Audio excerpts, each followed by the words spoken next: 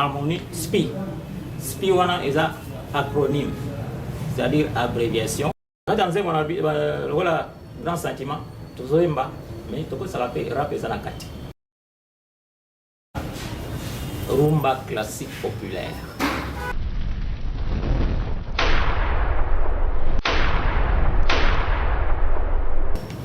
Kumbaranga Iber Dinda Mwanda Yamadin. Alors, na pesi beauté na bato ba Hollanda. Na linga musique depuis Bomwana. Depuis l'enfance. OK? Alors, d'ailleurs, tant na zona moké. Na zaki dans les quartiers ça la moi ibaya moko boye. Une planche. Na ba c'était et puis na ba fil en nylon. Na saka ma guitare na ngari rudimentaire. Parce que papa azayo la yembela biso wanzembo. Ah, tu comptes les étoiles et les astres radieux. Alors, à part ça, maîtresse na maternelle, et on doit avoir 0 année. Ah, zaro à la biso nzembo. Au bord de la rivière. Alors, nous sommes les côté la maille. Et il y a aussi l'art en général, donc la musique aussi en particulier. Alors, j'étais souvent avec les amis.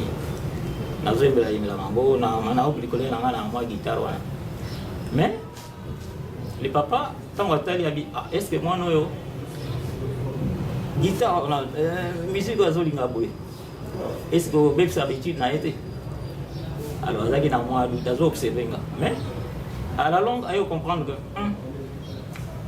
amour dans art musical, il y a côté c'est-à-dire si on a comme Linda ko tamba atabazate la scène na bongisi livre à bibliothèque nappe avec un ordre géométrique. Donc gouvernement papa dit attention bango bazala itamba ya ça c'est signé par Fiot. C'est-à-dire, je suis le moment de papa, alors, papa Fiot.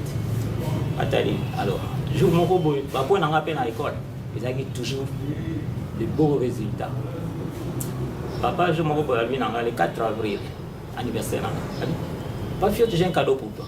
Il dit, oh, lequel? Il dit, non, tu vas voir.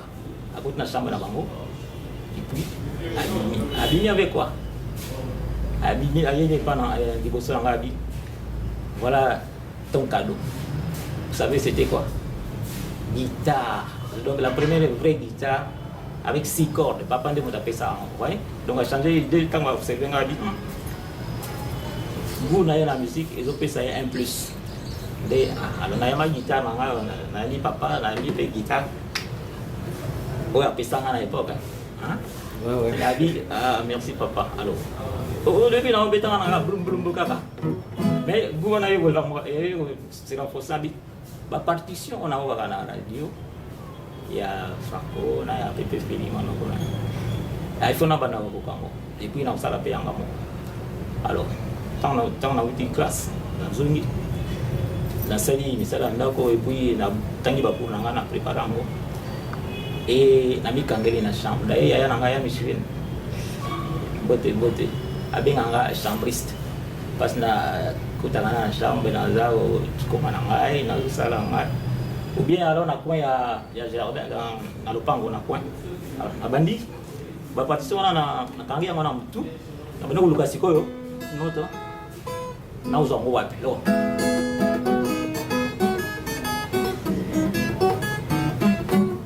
na bano ti na luka son chaque note allez à la longue na iko kangisa. Oui, c'est quoi guitare? Vous comprenez?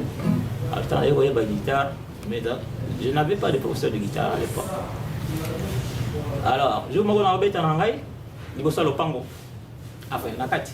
Alors, quelqu'un est passé dans le bosso. Nathalie a dit un professionnel. Alors, un soliste. Il y a un orchestre qui m'a dit. Alors, Nathalie a dit, petit, vous êtes bien. Mais, ok, ça va bête. Attendez, on va bien. Bon, on a bête. Alors, quand il voulait jouer, moi, il y a bête. Parce que il y a un réglage dans abi petit aux bêta bien mais il faut donc accorder guitare na yango te ngabi ah oui yo za professionnel bon ici là ah zui ba ni la clé ba ni so na avec lango abeti ngabi oui na c'est que yango ti azong selinga mais maintenant moi je ne pouvais plus jouer parce que il faut na luka ba ko ba son yo sona nabi non pesanga 2 jours la tika pour reconstituer ba corps nanga pour reconvertir en bongo zonga voyez la solidarité des artistes et puis à mon déjà vous dans la musique c'est comme ba so ba otanga roman so za roman moninga muso de pesa na babi tout ça les change donc il y a une solidarité là-bas 2 jours après aïe on a Betty abi petit aux en talent faut pas négliger au tika instrument guitare tenga bien guitare camarade nanga de pour moi na outil dans votre abi ok je t'encourage alors tu à la longue avec esprit on a sous les okola mais l'école primaire au moins si on a comment une pratique musicale le jeu de la guitare mais je n'ai pas la théorie parce que l'école primaire tout ça qui n'a pour chant et puis un cycle d'orientation pour la musique mais pas notion à le solfège les nombres de notes etc la portée donc pas notion aussi superficielle la vie il faut approfondir connaissance théorique et la musique la théorie musicale mais je m'étais déjà dit que n'habitude dans ça là inanté donc le conservatoire à temps plein il faut dans ça la science mon comboé voilà polytechnique ou bien aviation ou bien tout ça alors na bana ko kisa on a vu la polytechnique na science na ko kisa fait na connaissance dans la musique c'est-à-dire avoir approfondir connaissance de la musique mais il faut dans la peine avoir horizon ébélé à fondement comme ça na bana tant na composer il y a pour renforcer il sera interdépendant donc la musique est au côté na polytechnique là ou bien et puis oya nini ils ont tapé alors dans ce cas j'ai on a pas la vie alors quand je suis allé à Lubumbashi parce que na sala qui sur aviation na Kinshasa attends on a payé na Lubumbashi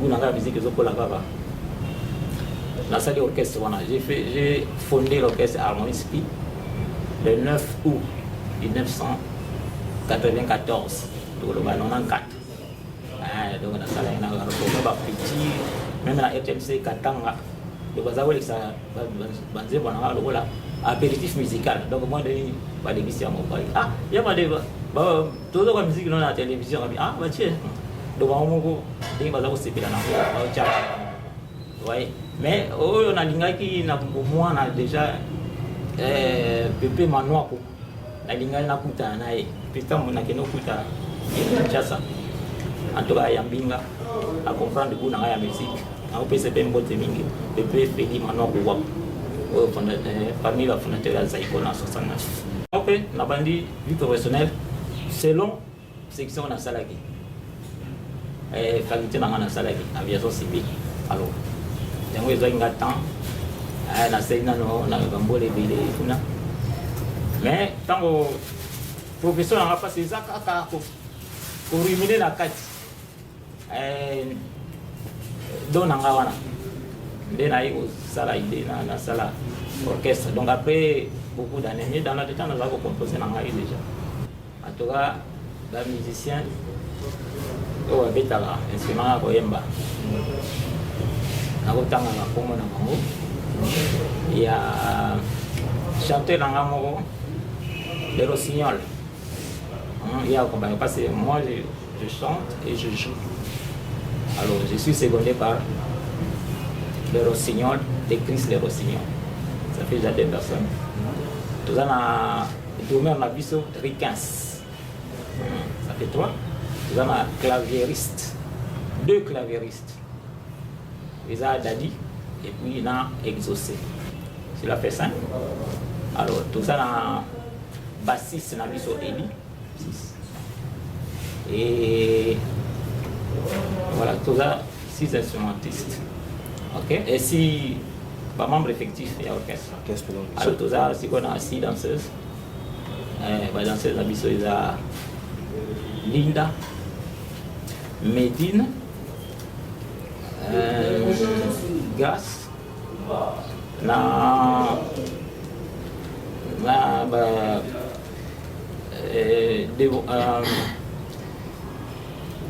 comment donc tout ça na si dans ce mais bon va bien la mingi Linda na Medine on artiste azana kosa apesa a partager eloko nzambe a chaki na kati na ye alors zobunda alors pour la memelango ba mélomane cela demande organisation soutenue aussi par moyens donc et là ça qui sont en face des soutien de la part ya ba Sumbapo na organiser la manifestation parce que pour la libosa public na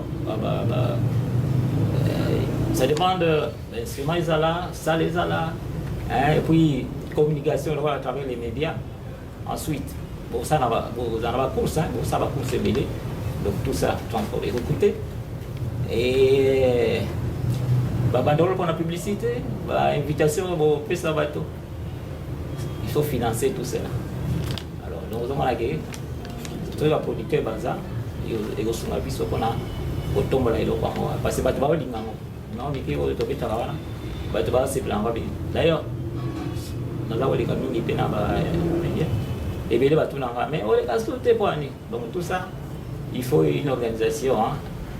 Alors c'est soutenu par moyen la musique on a zobeta na Matadi parce que je suis résident à Matadi donc au banda awa mais et aussi awa te donc dans ambition et kende d'abord étant dans la Congo central Mobimba et puis comme na Kinshasa na Lubumbashi place na Zalaka pe na période Mokoi et puis na Afrique et au-delà il y a continent africain à travers le monde donc ambition na zango parce que tala on zamba pesanga na limi na partageant na maninga ndenge de peut faire à Christ kinga ali donc vous allez au tia molende na nini yango c'est que tu veux partager ce que Dieu a mis en toi vraiment nazo koba na au moins but nanga c'est bien comme ça parce que zamba pèse le talent c'est que il faut bima pas battre donc c'est destiné na bato wana angana za canal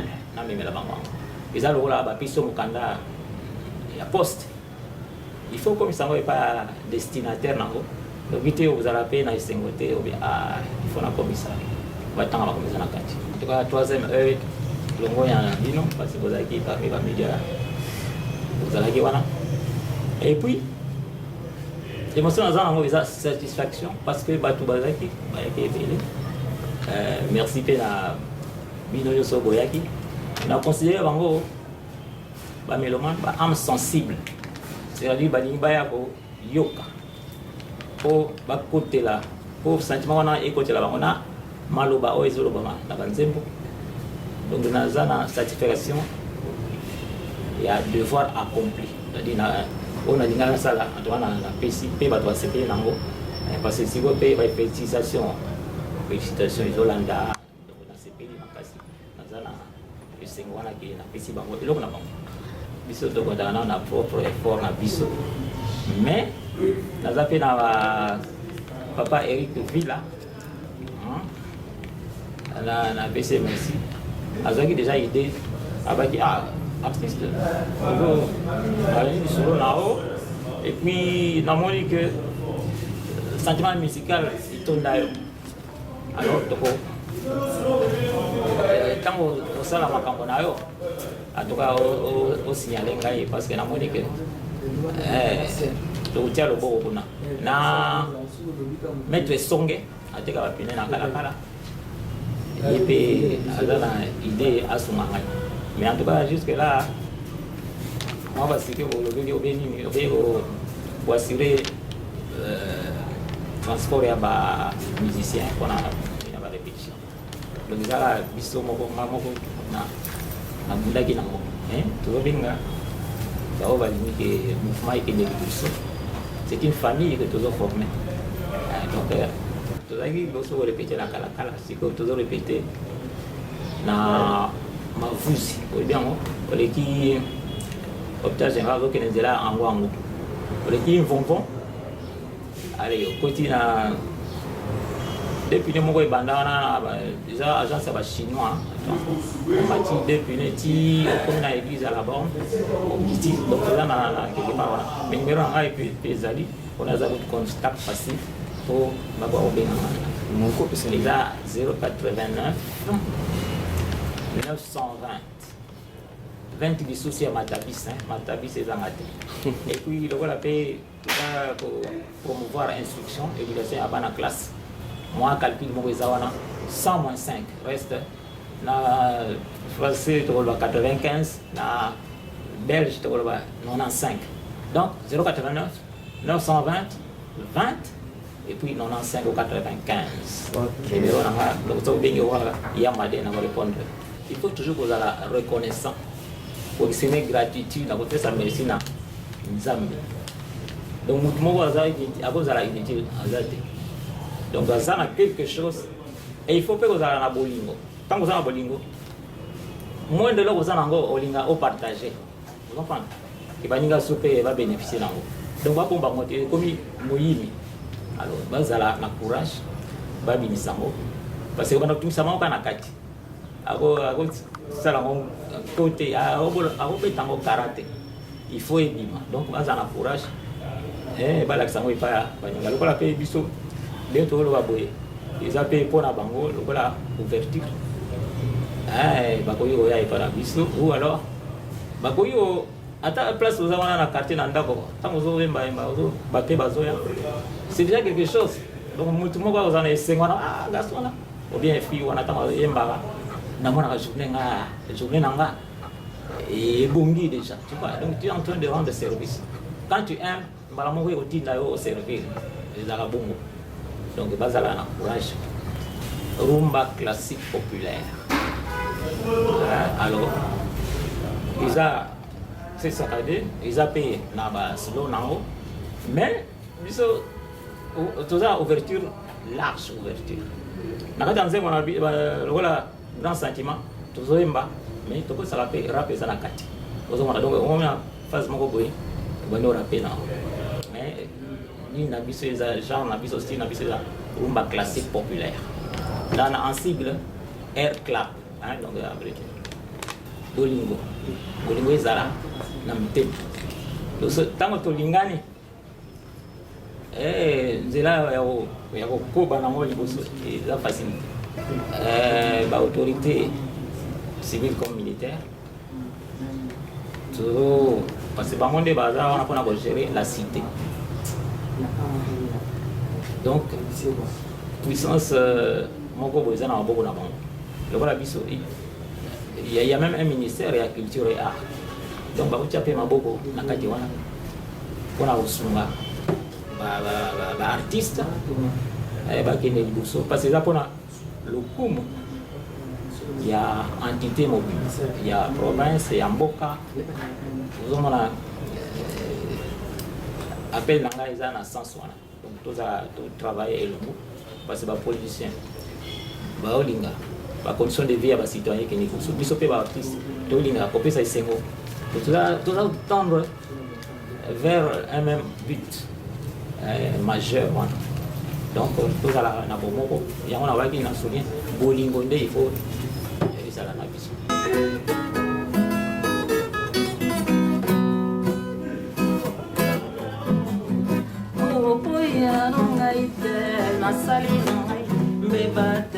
C'était une trompeuse apparence comme souvent la canette on dirait. Apoyo mangai to suaze vrai bolingo.